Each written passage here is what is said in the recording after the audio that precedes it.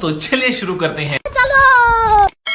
বুঝলি শোনাবো তখন এই 2-4 দিন চুপচাপ থাকবি। আর কেউ যদি বাড়িতে এসে জিজ্ঞেস করে ফুটু কোথা, বলবি বাড়িতে নাই কো, ঠিক আছে? আমি এখন 2-4 দিন গা ঢাকা দিয়ে থাকছি। তোমাকে আমি বলেছিলাম ফালতু তুমি রাজনীতির ঝামেলাতে জড়িও না, তুমি আমার কথা শুনলে না। তোর গুষ্টির গুদমারি যা বলছি তাই শুন, এখন মাথা গরম করি না। বুঝলি তো পাচ্ছিস ইলেকশনে হেরে গেছি, এখন লোক বাড়ি চলে আসবে কোনি, তাড়াহুড়ো করে মারতে, ওই জন্য তো শরীরে থাকতে হবে, এখন বুঝতে পারি না নাকি?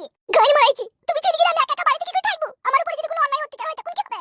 এই মংমারানি মাগি, তার জন্য পুলিশ প্রশাসন আসলো, তোরা তো চিন্তা কিসের? তুমি ছেলে তোর কিছু হবে না। আমি বাড়িতে থাকলে অসুবিধা আছে, বুঝতে পারি না কেন? দেখুন যে কোথায় থাকবে কোথায় তুমি? রঘুনাথপুর চলে যাবো, ওখানে আমার একটা মাসি আছে, সেই মাসির বাড়িতে কোন 2-4 দিন গিয়ে থাকবো। তাহলে আমিও তোমার সাথে যাবো। আরে বাড়া বুঝি না, এখানে সবাই বাড়ি থেকে চলে গেলে অসুবিধা আছে, লোকে বলবে সারা ভয়ে পালিয়ে গেছে তাই বলবে। তো থাক আমি চললাম, আমি 2-4 দিন পরে আইবো, থামথামা হয়ে গেলে ঠিক আমি আইবো। বেচাও ই কি রে বাল, মুখে কথা বলি না কেন বলতো? তো গরম দেখি বলছি কেন বেচাও? তো বললাম তো যাও। বেশ ঠিক আছে চললাম। বাল মুখ যেখানে সেখানে ভোটটা দিয়ে দিলি তো হেরে গেল, দেখুন ভয়ে গ্রাম ছেড়ে পালাইছি, কাদা কুকুর বেটা। তোর ভাতারের লেগে শুনলাম সে তো আমাকে একটাও ভোট দেয়নি, আমি তো ইলেকশনে হেরে গেছি। তা আমি কি করব? আপনি হেরে গেছেন তা? এই তুই কি করবি মানে? তোর ভাতারা তুই রাতে শুই শুই গল্প করছিস যে একটা ভোট এমএলএ সাহেবকে দেওয়া যাবে না। ভোট পাইনি বলি তো আমাদের এমএলএ সাহেব চেয়ারে নাই কো, চেয়ারে অন্যজনে চলে এলো। তো অন্যজনে চলে এলো তো আমি কি করব? আরে তাইলে এতদিন আমি দুধ কলা দিই, তাইলে কাল সব পুষলাম। বেইমানি করেছেন জনতার সাথে, সেই জন্য আপনাকে চেয়ার থেকে টেনে হিচড়ে নামিয়ে দিল। বেইমানি কিসের বেইমানি করেছে? সবই তো দিচ্ছি তোমাদেরকে। শালা কত বড় নিমো খারাপ মেয়ে ছিলি বলো দেখিনি। হ্যাঁ, পঞ্চায়েতে যা এসে তাই তোমাদেরকে দিয়েছি, আর তুমি বলছো কিছুই দেয়নি। শালা গ্যাসের কিরাসি চলছিল, বাড়িতে বাড়িতে 2 পুন করে ঘষি দিলাম, কার দিলাম। কন্ট্রোলের চালের ভাত খেতে পাইছিল না, শালা মিনিকেট চাল কিনে দিলাম, বাড়িতে বাড়িতে 1 বস্তা করিয়ে ডিরামে ডিরামে পানি পৌঁছিয়ে দিলাম। তারপরে ভোটটা দিলি না? আমি জানি না। জানিস না? কি জানিস না জানি, রাত 12টার পরে বুঝাবো তোকে আমি। একটা কথা সাচ্চা, আমি কিন্তু পাক্কা হারামির বাচ্চা। সেটা আপনাকে দেখলেই বোঝা যায়। শুধু এখন দিনের বেলা বলি রিহাই পেয়ে গেলি, শুধু রাত হইতে দে।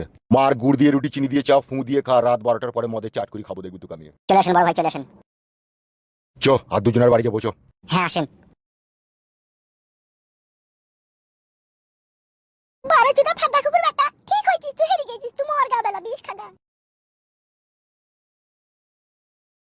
নারকেল বেগম, তোর সাথে তো আমার বহু পুরানো এন্টু সম্পর্ক, তুইও আমাকে ভোট দিলি না। কে বললি ভোট দিনি? ভোট দিছি তো। ক নম্বরে ভোট দিছ? কোন চিহ্ন দিছ? কেন? 12 নম্বর বুতামে ডান্ডা চিহ্নে। আরে মাং মারানি, ডান্ডা চিহ্নটা আমার লয় তো। এই মা তাহলে কার ওটা আবার? আমি তো ডান্ডা চিহ্নে ভোট দিছি গো, 12 নম্বর বুতামে।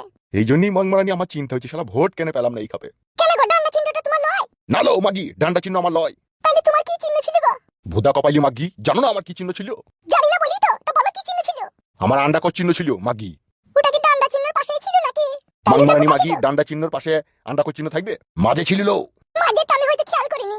তা কেন খেয়াল করবি লো? লেবার সময় তো খুব খেয়াল করিস, সেন্টারে ঢুকছি না সাইডে ঢুকছি, আর ভোটটা দেওয়ার সময় ঠিকঠাক জায়গায় দিতে পারলি না। বেশ ঠিক আছে, এই বছরে হেরে গেছে তো কি হয়েছে? সামনে ইলেকশনে তোমার এই ডান্ডা চিহ্নে আমি সঠিক জায়গায় বুতামটা টিপবো।